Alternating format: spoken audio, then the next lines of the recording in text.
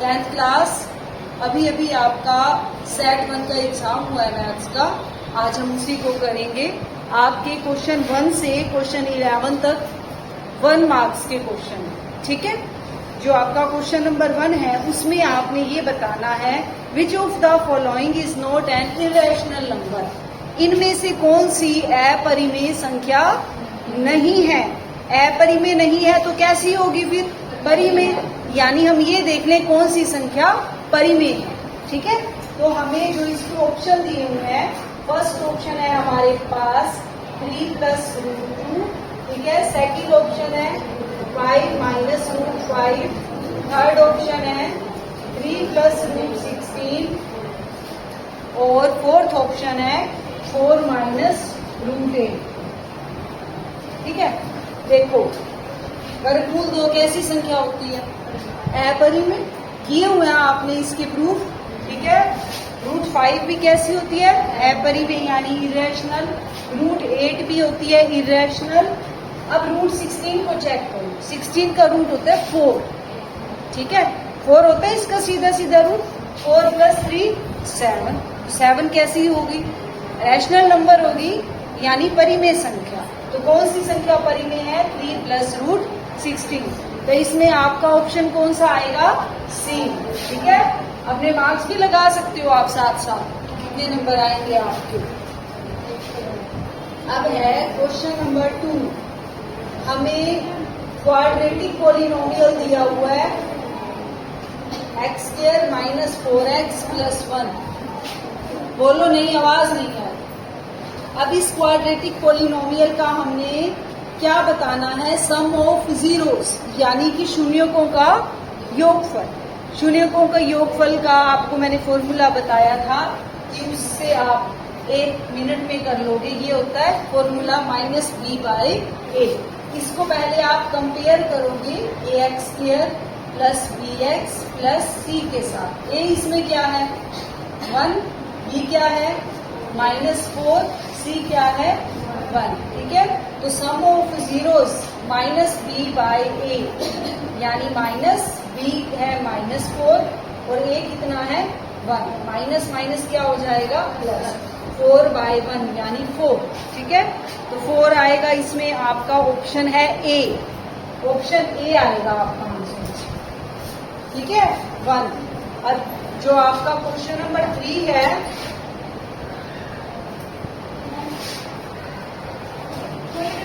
Question number 3 में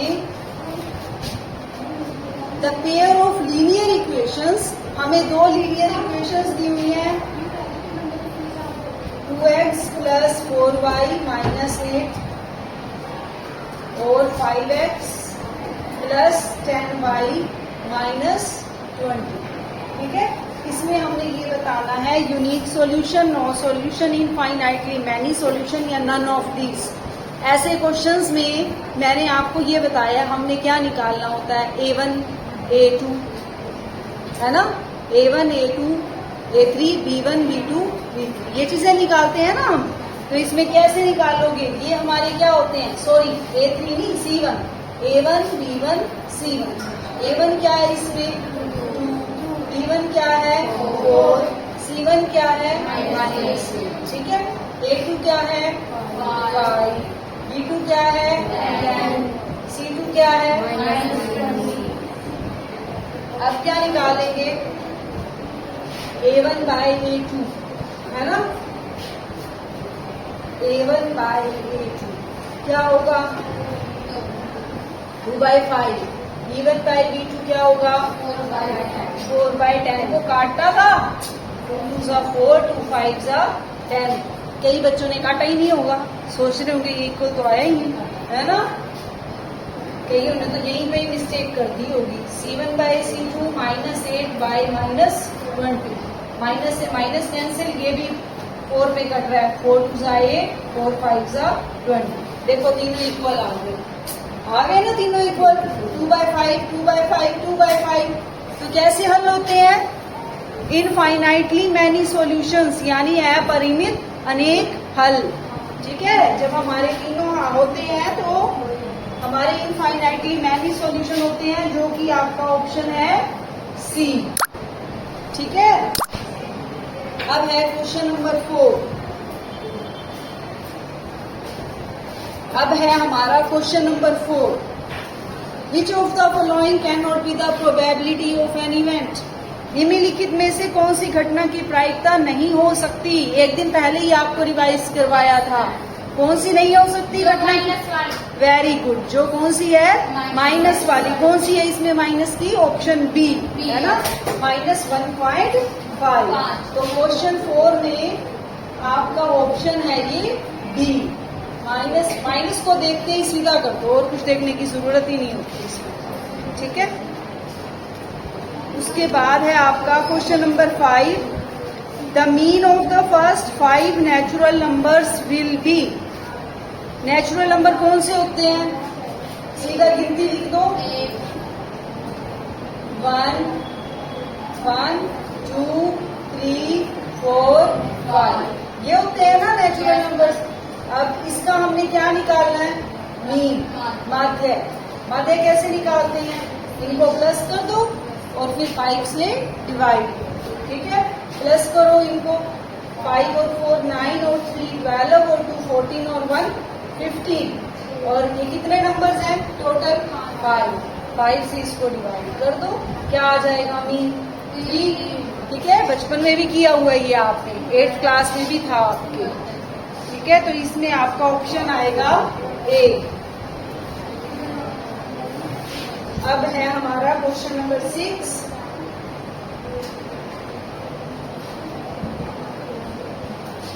हमें ये क्वाड्रेटिक इक्वेशन दी हुई है x² + x - 1। इसमें हमने नेचर ऑफ रूट्स बताना है, मूलों की प्रकृति। कैसे होंगे मूल? इसमें हम क्या देखते हैं? डी क्या होता है? विविक्तिकर, डिस्क्रिमिनेंट। डी कैसे निकालते हैं? डी निकालने का फॉर्मूला होता है b² - 4ac। ठीक है, अब यहाँ से हमारा a क्या है? 1, x² का कोफिशिएंट a, x का कोफिशिएंट b यानी 1, और c क्या है? -1। a b c। ठीक है, यहाँ से अब b² करो यानी 1 का स्क्वायर -4। a कितना है? 1, c कितना है? -1। ठीक है, तो ये आ जाएगा 1 प्लस के 4 क्या आ जाएगा? 5 आ जाएगा ना। 5 0 से बड़ा है, ग्रेटर देन 0। अगर d 0 से बड़ा हो तो रूट्स कैसे होते हैं? नेचर ऑफ रूट्स क्या होता है? मूलों की प्रकृति कैसी होती है?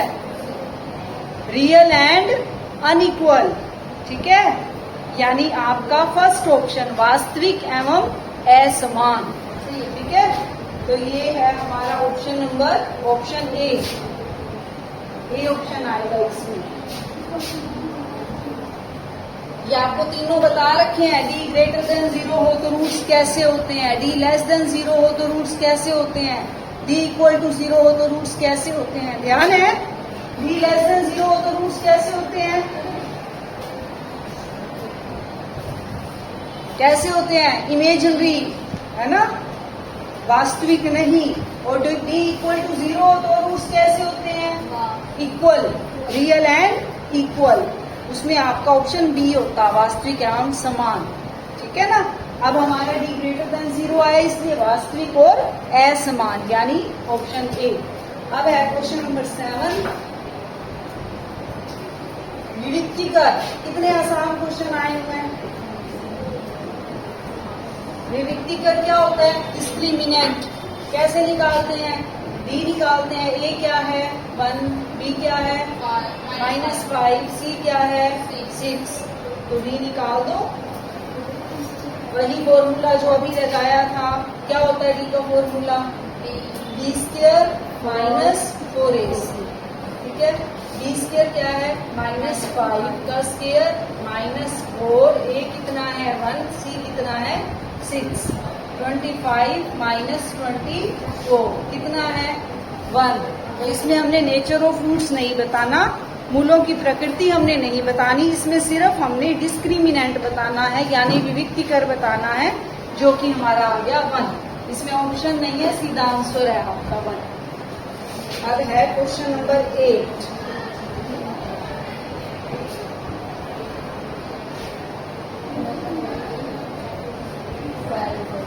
sum of probabilities of all the elementary events of an experiment is, किसी प्रयोग की सभी प्रारंभिक घटनाओं की प्रायिकताओं का योग कितना होता है? प्रायिकताओं का योग कितना होता है? 1। ठीक है, 1। तो इसमें आंसर आपका 1 आ जाएगा। ठीक है, अब है question number 9। What is the class mark of the class interval 30 to 40? वर्ग चिन्ह, वर्ग चिन्ह कैसे निकालते हैं? क्लास इंटरवल को प्लस करके 2 से डिवाइड। 30 + 40 कितना होगा? 70। 70/2 कितना हो जाएगा? 35। ठीक है, ये आपका क्लास मार्क यानी कि वर्ग चिन्ह होगा। ठीक है, अब है क्वेश्चन नंबर 10। 270 के अभाज्य गुणनखंड, लोग बिल्कुल छोटे बच्चे समझते हैं वो आपको, है ना? आता है तुम्हें गुणनखंड? अब करो इसकी गुणनखंड। 2 × 1 2, 2 × 3 6, 2 × 5 10। अब ये 2 पर तो जाएगा नहीं, 3 पे जाएगा। 3 और 5 8, 8 और 1 9 जाएगा 3 पे। 3 चौके 12, 3 पंजे 15। दोबारा भी जाएगा 3 पे, 3 पे जाएगा, फिर 5 पे जाएगा। ठीक है, तो 270 के अभाज्य गुणनखंड क्या हो गए? 270 = 2 × 3 × 3 × 3 तीन बार आया 5। हाँ, इसको आप चेक भी करके देख सकते हो। 2 3 × 6, 6 3 × 18, 18 3 × 54, 54 को 5 से मल्टीप्लाई करो। 5 4 × 22, 5 5 × 25 और 2 27। आ गया ना 270? ऐसे चेक कर लिया करो। अब क्वेश्चन नंबर 11। हाँ जी, ये आपका अभिकथन और तर्क वाला क्वेश्चन है। अब है इसमें y² - 5 is a quadratic polynomial. हाँ जी, मुझे बताओ, y² - 5 एक द्विघात बहुपद है? द्विघात बहुपद? अपने माइंड में सोचो, है 2 घात है ना इसकी। मैक्सिमम पावर कितनी है? 2। तो वो क्या होती है? क्वाड्रेटिक पॉलिनोमियल यानी द्विघात बहुपद। इसका मतलब हमारा अभिकथन सही है। ठीक है ना, एजर्शन हमारी ओके है। अब तर्क में क्या दिया है? 2 घात वाले बहुपद को द्विघात बहुपद कहते हैं। A polynomial of degree 2 is called a quadratic polynomial. क्या ये ठीक, ये भी ठीक है? 2 घात वाले को क्या कहते हैं? द्विघात बहुपद। तो दोनों ही ठीक है ना? तो अब इसमें कौन सा आएगा? दोनों एजर्शन और जो आपका रीजन है दोनों ओके है, दोनों ही ठीक है। और क्या एजर्शन जो है, रीजन जो है, वो करेक्ट एक्सप्लेनेशन है? यस। ठीक है ना, अभिकथन एक ही सही व्याख्या है, बिल्कुल सही है, यही आएगा इसका ऑप्शन। देखो दूसरा तो बेटे आ नहीं सकता, क्योंकि ये कह रहे हैं दूसरे में कि तर्क आर अभिकथन एक ही सही व्याख्या नहीं है। ये तो हो ही नहीं सकता। ठीक है ना, अब सी भी नहीं हो सकता। सी में ये तर्क आर को असत्य बता रहे हैं। डी भी नहीं हो सकता, ये ए को असत्य बता रहे हैं। ठीक है ना, इसका मतलब हमारा कौन सा ऑप्शन होगा? ए। ठीक है, तो इसमें आपका ऑप्शन आ जाएगा ए। ठीक, ये आपके 1 मार्क्स के क्वेश्चन कंप्लीट हो गए, 11 क्वेश्चंस। ठीक है, अब इसमें आप मिला लो और बता दो कि आपके कितने कितने मार्क्स आ रहे हैं।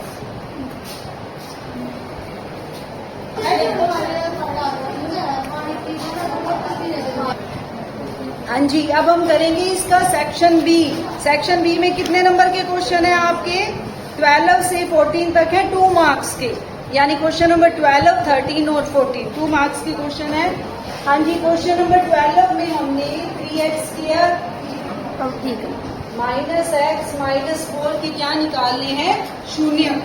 ठीक है, जीरोस निकालनी है।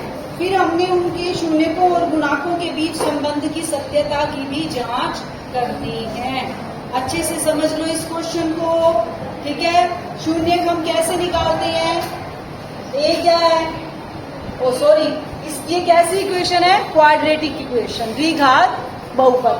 द्विघात बहुपद के क्या नहीं बनाते हैं? फैक्टर, गुणनखंड बनाते हैं ना।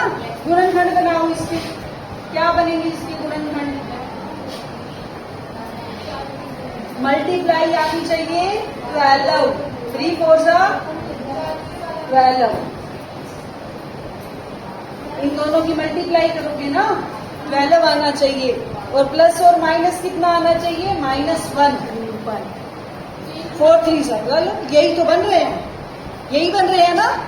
4 में से 3 गए, 1 और 4 मल्टीप्लाई 12। ठीक है, पहले माइनस का लिखना है क्योंकि हमें यहाँ माइनस चाहिए, तो बड़े वाले को माइनस का कर देना, छोटे वाले को प्लस का। ठीक है, माइनस में 4। ठीक है, इसका एक और तरीका बताऊं तुम्हें, इजी मेथड बताऊं। तुम इस क्वेश्चन को कैसे किया करो, इसको मैंने 9th वाले बच्चों को करवाया था, जैसे वैसे करवाया।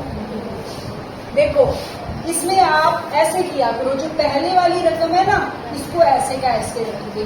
ठीक है, लास्ट वाली को भी ऐसे का ऐसे रख दो।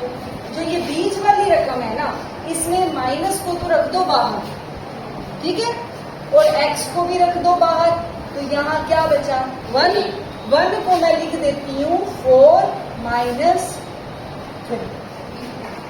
लिख दो। कुछ भी नहीं किया, देखो मैंने सारी रकम वैसे की वैसे पड़ी है। 3x² -4 -x, 1 को मैंने बस लिखा है 4 -3। ठीक है, अब इस ब्रैकेट को खोल दो,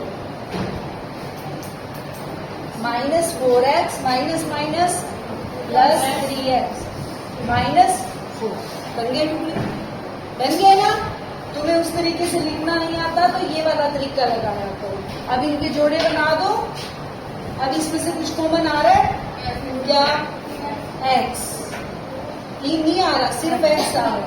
3x अंदर रह गया और माइनस के 4 अंदर रह गया। ठीक है, 3x - 4। अब इन दोनों में से क्या को बना है, कुछ भी नहीं आ रहा, इसीलिए क्या लोगे, 1। ठीक है, अंदर क्या बचेगा, 3x - 4। ठीक है, अब इस सारे में से 3x - 4 को बना रहा है, 3x - 4। अंदर क्या बचेगा, x + 1। ठीक है, अब देखो, अब ध्यान से देखना, 3x - 4 और x + 1। हमने क्या निकालना है, इसका शून्यक। शून्यक निकाल लेते हैं तो हम क्या करते हैं, हम ना इसको शून्य के बराबर रखते हैं सबसे पहले, है ना।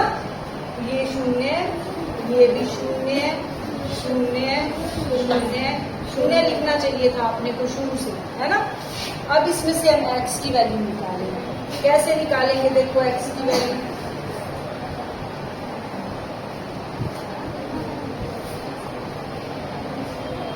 एक बार इसको 0 रखो, 3x - 4 = 0, और एक बार x + 1 को 0। ठीक है, यहाँ से 3x 0 + 4 4 आ जाएगा, यहाँ से x 0 - 1 -1 आ जाएगा, यहाँ पे x क्या आएगा, 4/3 और -1। x की वैल्यूज आ गई।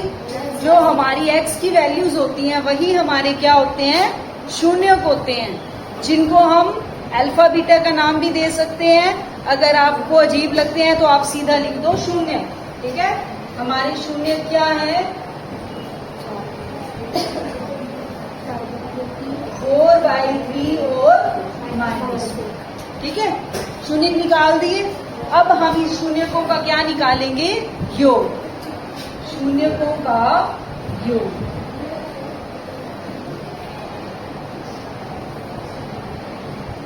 यानी 4/3 प्लस माइनस के 1।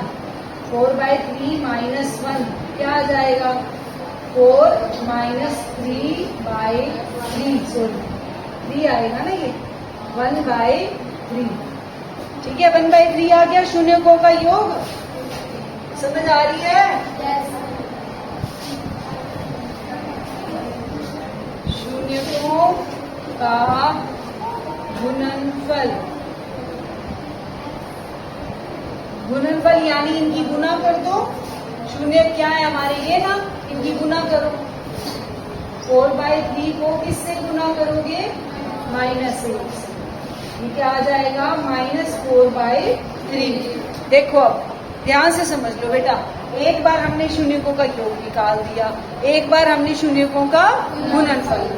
इन्होंने हमें क्या कहा है? हमने संबंध किसके बीच में निकालना है? शून्यक और गुणाकों के बीच में। गुणाक कौन से होते हैं? गुणाक बताए थे मैंने आपको, जो हमें क्वाड्रेटिक पॉलिनोमियल दी हुई है। कौन सी है हमारी क्वाड्रेटिक पॉलिनोमियल? ये वाली है ना क्वाड्रेटिक पॉलिनोमियल। इससे क्या निकालेंगे? ABC। इसके गुणाक क्या है? ABC। ठीक है, अब ये निकालते हैं।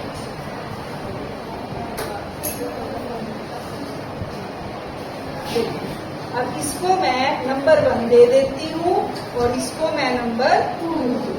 ठीक है, अब हम जो हमें क्वाड्रेटिक इक्वेशन दी हुई है उससे हम क्या निकालेंगे? गुणाक। गुणाक से फिर हम क्या निकालेंगे? शून्यकों का योग और शून्यकों का गुणनफल। ठीक है, वो दोनों हमारे बराबर आने चाहिए इसके, तो फिर हमारी सत्यता की जांच हो जाएगी। ठीक है, अब हमारी क्वाड्रेटिक पॉलिनोमियल कौन सी है? 3x² -x -4। इसके गुणाक क्या है? A 3, B क्या है? -1, C क्या है? -4। ठीक है, अब जो मैंने आपको फॉर्मूला बताया था शून्यकों का योगफल का फॉर्मूला क्या होता है? अभी हमने एक नंबर वाले क्वेश्चन में सेकंड क्वेश्चन भी किया था।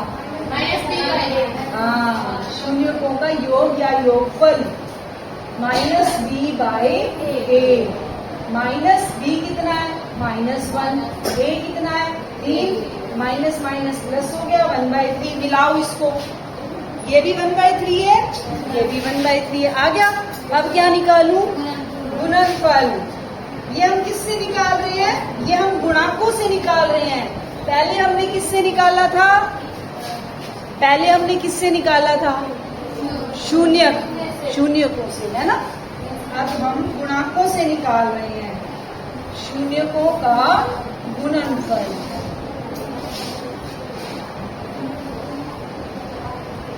शून्यकों के गुणनफल का क्या फॉर्मूला होता है? C/A। ठीक है, C कितना है? -4। ठीक है, और A कितना है? 3। देखो अब इसको मिलाओ, आ रहा है ना? ये हमारी इक्वेशन नंबर 1, ये इक्वेशन नंबर 2, ये इक्वेशन 3 और ये इक्वेशन 4।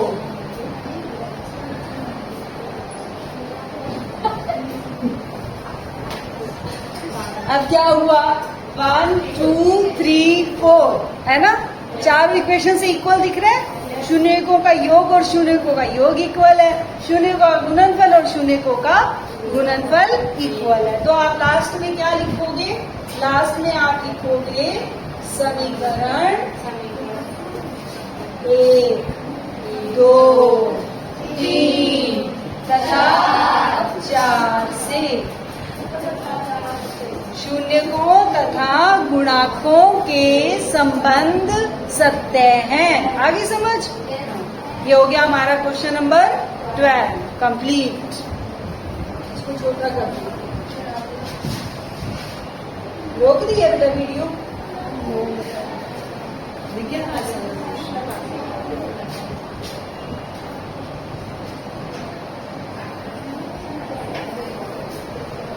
हाँ जी, क्वेश्चन नंबर 13 में हमने इनको सोल्व करना है इक्वेशंस को। ठीक है, आपको मैंने इसके 2 मेथड करवा रखे हैं, है ना। एलिमिनेशन मेथड और सब्स्टिट्यूशन मेथड, विलोपन विधि और प्रतिस्थापन विधि। और आपको ये भी बताया है मैंने कि अगर सिर्फ हल कीजिए लिखा हुआ आएगा तो आप अपनी मर्जी से कोई भी विधि लगा सकते। ठीक है, विलोपन भी और प्रतिस्थापन।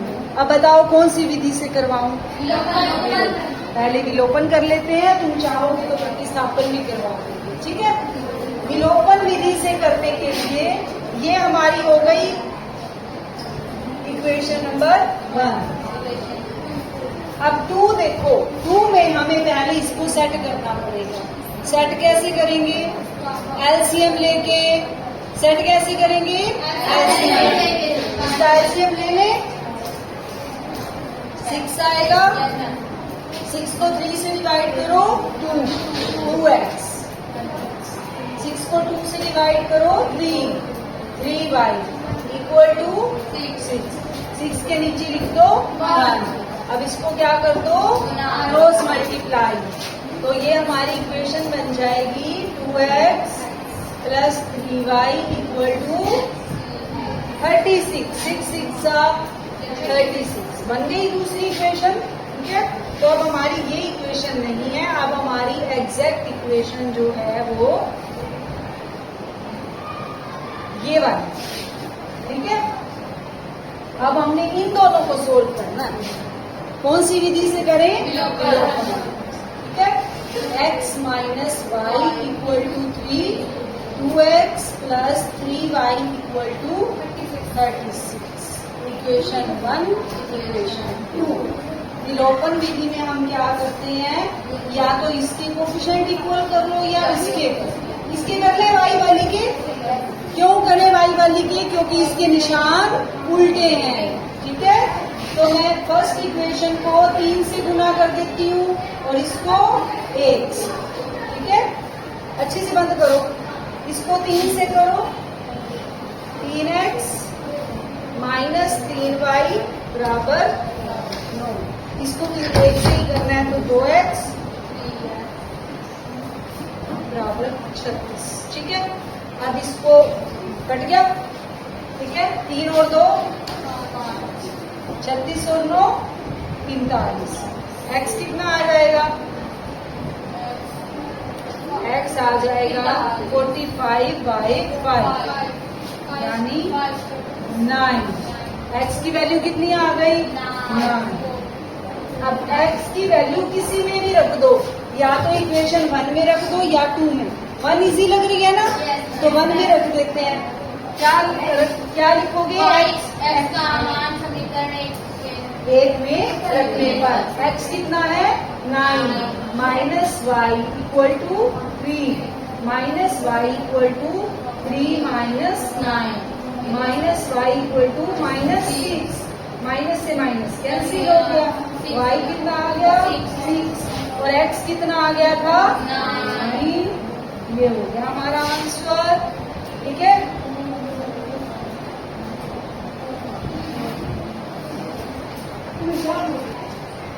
अब हम इसी क्वेश्चन को करेंगे। ठीक है, अब आपकी इच्छा है बेटा, अगर आप इसको पहले एलसीएम से सेट करना चाहते हो तो सेट कर लो, नहीं करना चाहते तो ऐसे भी हो जाएगा। ठीक है,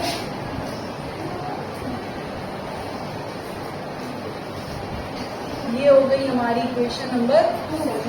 ठीक है, अब पहली इक्वेशन में से मैं x की वैल्यू निकाल देती हूँ। क्या आ जाएगी? 3 प्लस y। ठीक है, अब मैंने क्या किया? फर्स्ट इक्वेशन में से x का मान निकाल दिया। अब पुट किस में करूं? सेकेंड में। ठीक है, इसको दे दो इक्वेशन 3। ठीक है, समीकरण 3 से x का मान समीकरण 2 में रखने पर। ठीक है, अब 2 में रखो। x का मान कितना है? 3 प्लस y, वो मैंने यहाँ रख दिया, प्लस y/2 इक्वल टू 6। हम एलसीएम से बच रहे थे, एलसीएम तो अब लेना ही पड़ेगा। यहाँ पे ले लो 6 को 3 से डिवाइड करो 2 को किससे मल्टीप्लाई करोगे? 3 प्लस y। 6 को 2 से डिवाइड करो 3 को y से मल्टीप्लाई, फिर से cross multiply, 2 3 6 plus 2y plus 3y equal to 6 6 30। ठीक है, 6 plus 5y equal to 30। 5y equal to 36 minus 6 30। y equal to 30/5 6। y की वैल्यू आ गई 6।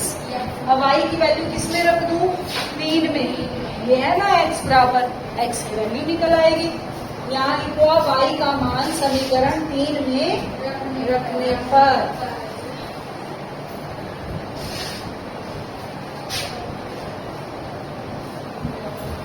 समीकरण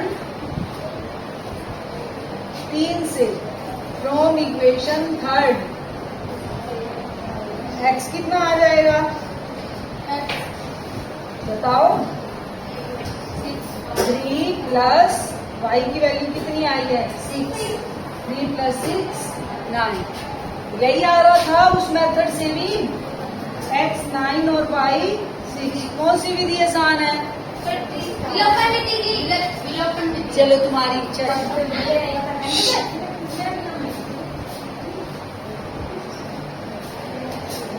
हाँ जी, question number 14। For what value of k quadratic equation has equal roots? k के किस मान के लिए द्विघात समीकरण 2x² प्लस kx प्लस 3 के मूल बराबर होंगे? हाँ जी, ये मैंने आपको सेट 1 का पेपर भेजा था, उसमें भी ऐसा क्वेश्चन था। मूल कब बराबर होते हैं? मूल जब बराबर होते हैं जब d किसके बराबर होता है 0 के। ठीक है, तो आप ये लिखोगे मूल बराबर होंगे, roots will be equal if d equal to 0। d क्या होता है? कितने क्वेश्चंस में आपका d यूज हो गया? देखो अब ये तीसरा क्वेश्चन है, d² माइनस 4ac। d क्या होता है? d² minus 4ac।